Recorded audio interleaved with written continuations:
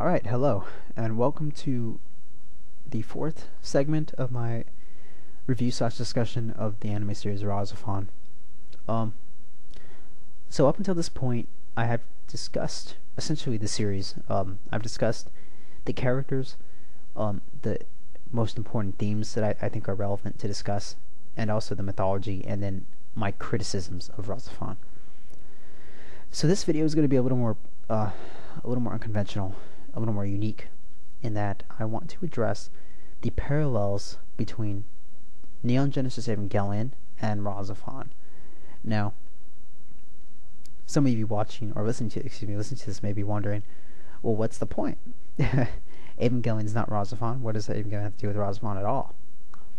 And that's a good point, because if you think about how significant Evangelion was as a series, as it still is, it should come as no surprise that Evangelion has undoubtedly influenced a lot of series, and that its significance in, I don't want to say pop culture, but in the pop culture of anime, at least, it should be no surprise that it's filtered into a lot of things, and that it's almost universally well known.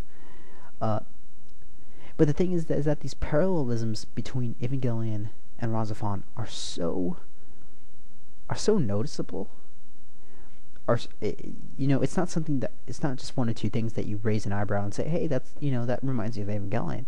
It's almost as if you see the series and you think to yourself, wow, this is like a retelling of Evangelion. And it's not. I understand that. The most marked similarities occur in the beginning, and then after that, RahXephon shoots off in its own direction, does its own thing, has its own story, characters do their own thing. I'm not trying to say that RahXephon is a ripoff of Evangelion, or that it is a retelling or a copy. In fact, actually, RahXephon is, I think it was meant to be a modern retelling of Brave something. I don't want to mispronounce it. It's a much older manga series. That the director Izubuki, I believe, was trying to pay tribute to and to bring to life again with this series. So no, in fact, RahXephon is not really inspired by Evangelion, but there are some definite parallelisms that are interesting, all the more interesting actually if they were unintentional. So, what are the parallelisms? For one, and there are many, but for one, there's Shinji and Ayato, who, for all intents and purposes, are the chosen ones. Shinji is the only one who can pilot Evangelion Unit 1. Ayato is the only one who can pilot the RahXephon. They're different characters. They're very different as characters. Shinji's 14, Ayato's 17. Shinji is, again, if you know him as a character, if you've seen Evangelion, you know how he is. Ayato is totally different, a lot more smug and confident, definitely a lot more mature, and certainly gets to a much more heroic, better place by the end of the series. There is Misato and Haruka, both of them being these characters who wear red jackets. They both save the protagonist. They both have a very complicated relationship with the protagonist. They both work for the military organization at the forefront of each series, which in the case of Evangelion is NERV, and in the case of RahXephon is Terra, both of which have these acronym names, these acronym titles. You have the Evangelion units and the RahXephon, which are both these godlike machines, essentially, that attain these states of divinity by the end of the series, by the end of the respective series. You have you have the Human Instrumentality Project, and then you have the Tuning of the World and RahXephon, which are both different but similar in terms of what they entail, in terms of the kind of apocalyptic world change. You have the Angels and the Dolom, which are both unearthly, both have radical designs. They're not robots, they're not monsters, but they're kind of a mix between the two. Very interesting.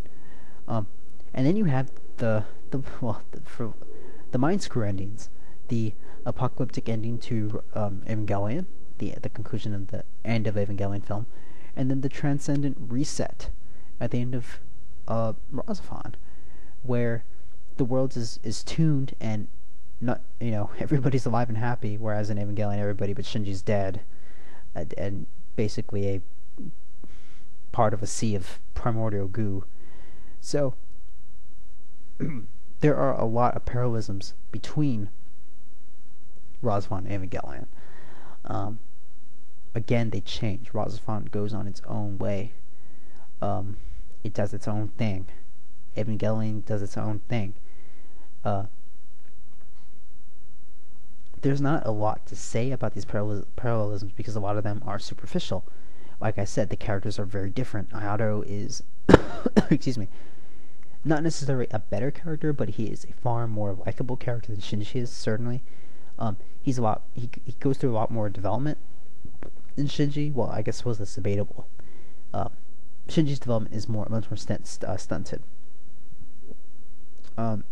Superficially, both are robot series. Again, they're mecha series, which may have something to do with why I enjoy them. They're outlandish. They're sci-fi, but it's a more grounded sci-fi in that robots are doing the crazy things, not humans themselves. But regardless, these parallelisms exist, and very noticeable, and you wonder about them. Because it's very possible that Evangelion did inspire or influence RahXephon to an extent.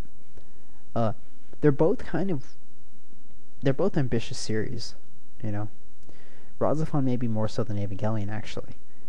But, which leads me to my next point, where ambition is a good thing in a work of art, but it has its drawbacks. And if you've seen my Evangelion discussion review, you'll know that I am very critical of Evangelion's very overly cryptic nature. It's, I hate to say it, atrocious final 2 episodes. The overuse of the psychoanalysis of its characters, the overuse of its metaphysical scenes. RahXephon has all these things. Well, it doesn't have a terrible 2 last episodes. But RahXephon does have the metaphysical scenes, the psychoanalysis. But they are so sparse, and they don't overstay their welcome. The scenes, there are certain episodes in RahXephon, such as the last episode in episode 11, where they are shot, or not shot, but they are produced in a way with a different style than the rest of the series that gives them its own flavor. The metaphysical scenes of the last episode are arguably more artistic than anything in Evangelion. Surely not as arbitrary. Oh man, like that scene of end of Evangelion where Shinji is making a sand pile and a playground, and he has those 2 female dolls that are helping him, and there's stage lights around them. Regardless, I mean, I suppose RahXephon has something of similar, where Ayato and Kuon are wandering this ruined train station. Anyway, point is, I feel that RahXephon does a much more mature artistic approach to how it handles that material, and it does it a lot more competently than Evangelion does. So yes, you may be thinking, well, how hypocritical of you to criticize Evangelion and then, lavish RahXephon with praises, but RahXephon just does it better. It's not these ideas are not bad, and if you refer to my Evangelion discussion, I don't say that it's a bad idea to have psychoanalysis. I don't say that it's a bad idea to have metaphysical scenes, or scenes that are subjective and figurative. By all means, those are great scenes, and it's great to make the audience think. It's great to take advantage of the medium, the art medium, and make use of its potential. But RahXephon simply does it better. It simply does it better. Again, Evangelion's mythology is a cluttered mess. RahXephon's is cluttered, but it is not a mess. You can certainly make sense of it, and it gives you all the pieces of the puzzle. and you can find the answers to it. It may take you several rewatches, but you'll slowly over time you'll put the pieces together. It's there. Um, RahXephon is a more mature series too. The characters aren't all depressive. They're not all psychotic. The relationships in RahXephon are portrayed well. The closest thing Evangelion has to that is Kaji and Misato. But in RahXephon, we get different examples of healthy characters in healthy relationships, as crazy as it might sound. But both series have radically different attitudes. Evangelion is defeatist. It is depressive. It is a bleak story, whereas RahXephon is the opposite. It's bright. Even when things are at their worst, there is hope. There is the sense of don't give up. You can still do this. These can still be resolved. This conflict is not the end. We can come out of this and still be ourselves. Now, it's interesting, as a matter of fact, that the central theme of individuality is actually very prominent in both series. You have in Evangelion, you have in human instrumentality, which is the creation of collective consciousness, where everybody loses their physical forms and they merge together into a single entity that can feel no pain. And at the end of the series, Shinji rejects it, and for the sake of individuality, to retain his individual form and experience relationships with people, to be different and to relish in that difference, even if it hurts you. Ayato doesn't choose that necessarily, but he chooses something that's similar. He retains himself, his individuality. He does not give himself up to either the humans or the Mu. He says, "Know what? I'm going to be what I am." And he chooses to be human, sure, but it's humanity on his own terms. And he accepts it. And he accepts how to go, and he accepts everything else. And he creates a world, which represents that. An acceptance, a peaceful world where reconciliation has been reached. So yes, there's similarities between the two and many parallelisms, but they're different. And certainly RahXephon is the better series in terms of technical quality, writing, art design, everything. I think it just does a better job. Excuse me.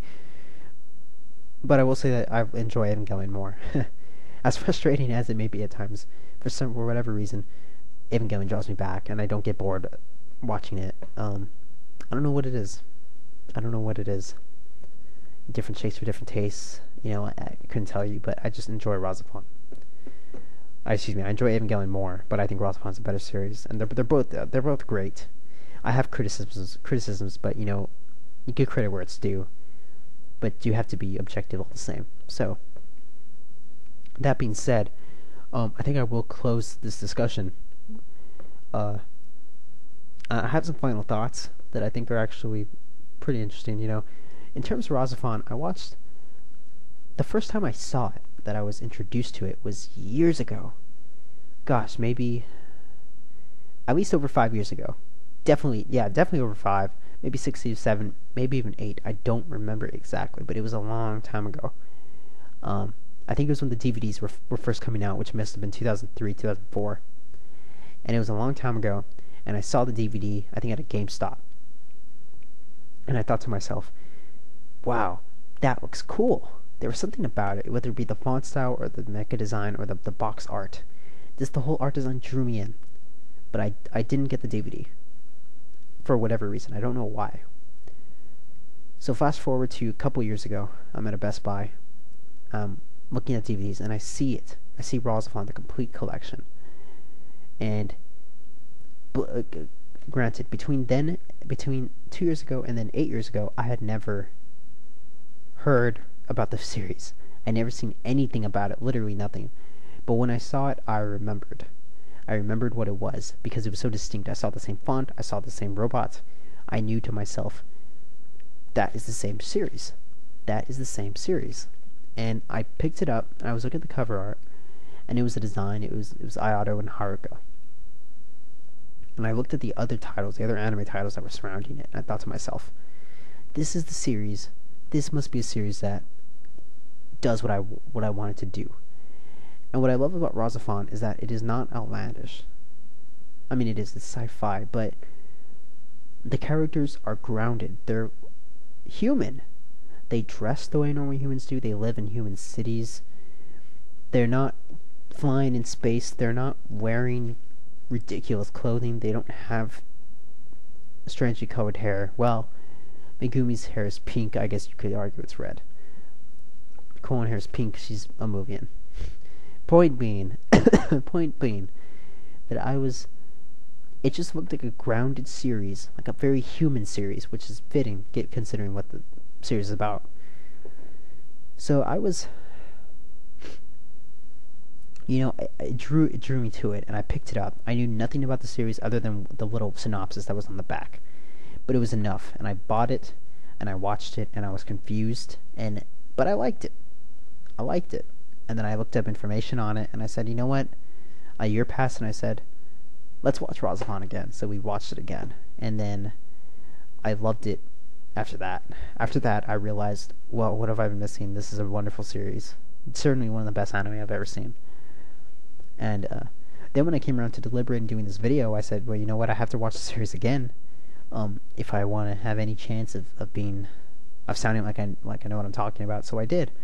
And I've been meaning to rewatch it in any case. So, I've watched the series 3 times up to now. I'm sure I'll watch it again in the future. It's inevitable. It's just a wonderful series, and it just does a lot of good. And it has its flaws. No series is perfect, but it's just the good outweighs the bad, in all aspects. And since then, I've always been looking for an anime that was comparable to RahXephon. Beyond Evangelion, a series that had the same amount of heart, the same amount of intellectuality or intellectualism. I'm not even sure.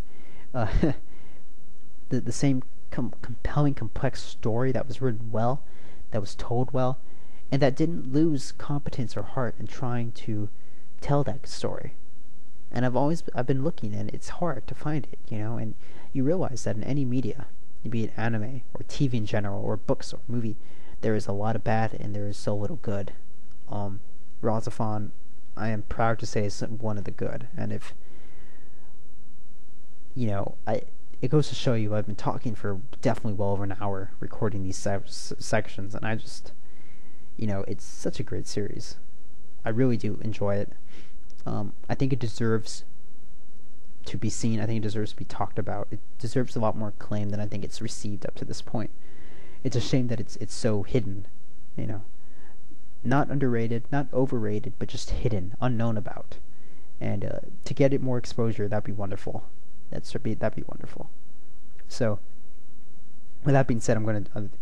That's the end of this discussion. I'll be drawing it to a close.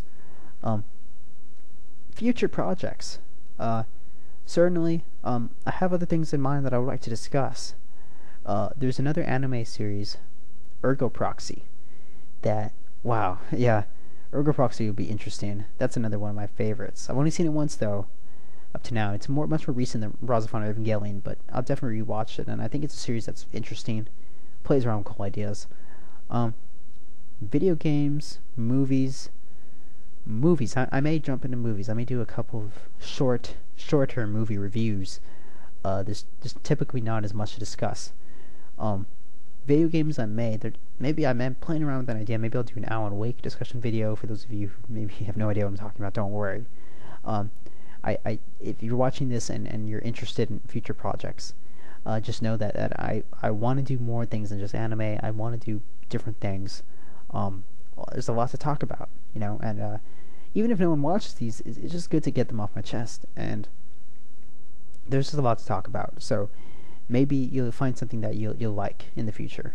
And but until then, I thank you for listening so far. If you watch this section and you're interested, and you haven't watched the others and you're interested in watching them, please go right ahead. They're pretty self-contained. They're sequential, but they're self-contained, so you can jump around and you typically won't be too lost. if you haven't seen RahXephon and you've seen this, then I'm sorry that I've spoiled the entire series for you, but it's a wonderful series, and if you haven't, I recommend watching it. So regardless, I thank you for listening, and until next time.